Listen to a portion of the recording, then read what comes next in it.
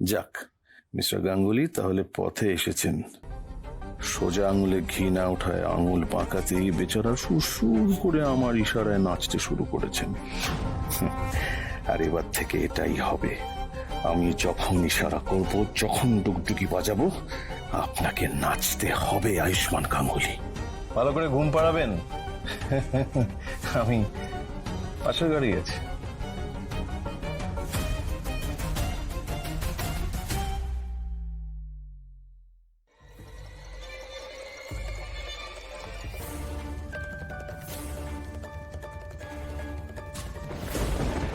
আমাদের ক্ষমা করবেন।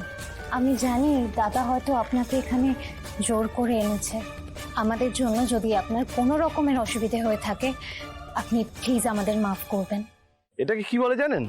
এটাকে বলে স্পিকার। ঘোষণা করে দিই আপনাদের সিক্রেট বিয়ের গল্পটা, তারপর একসঙ্গে তিনটে অ্যাম্বুলেন্স আসবে এই বাড়িতে। আপনার মা, বাবা আর কুসুমের বাবা তিনজনকেই হসপিটালে অ্যাডমিট করতে হবে। আপনি কি করতে চাইছেন?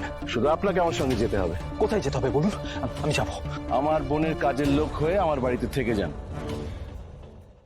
বিশ্বাস করুন, আমার দাদা খারাপ নয়, ওর একটাই সমস্যা, ও আমাকে বড্ড ভালোবাসে, আমার জন্য সব কিছু করতে পারে। আর হ্যাঁ, মাঝে মাঝে এমন কিছু করে ফেলে যেটা হয়তো অন্য কারোর ভালো লাগে না। দেখুন ত্রিশাব, আমি আপনার আবেগ বুঝতে পারি, আমি সেটাকে সম্মানও করি। আমি জানি আপনি আমাকে ভালোবাসেন এবং আপনিও নিশ্চয়ই এটা এতদিনে জেনে গেছেন যে আমি বিবাহিত। তাই আমার পক্ষে আপনাকে ভালোবাসা সম্ভব নয়। আমি আমার স্ত্রীকে ভীষণ ভালোবাসি, বিশ্বাস করুন, আর আমি তাকে কোনোদিনও ছাড়তে পারবো না। আর আপনি তো সেদিন নিজের মুখেই বললেন যে ভালোবাসা জোর করে পাওয়া যায় না, তাই তো? দেখুন, আমার স্ত্রী বাড়িতে আমার জন্য অপেক্ষা করছে, আমার গোটা পরিবার আমাকে নিয়ে টেনশন করছে, আমাকে এই মুহূর্তেই ওখানে ফিরতে হবে। আপনি প্লিজ আপনার দাদাকে একটু বোঝান। আপনার দাদাকে আপনি বোঝালে স্যাম নিশ্চয়ই শুনবে। আপনি একটু প্লিজ এটা করুন। আমার এসব কিছু আর ভালো লাগছে না, বিশ্বাস করুন।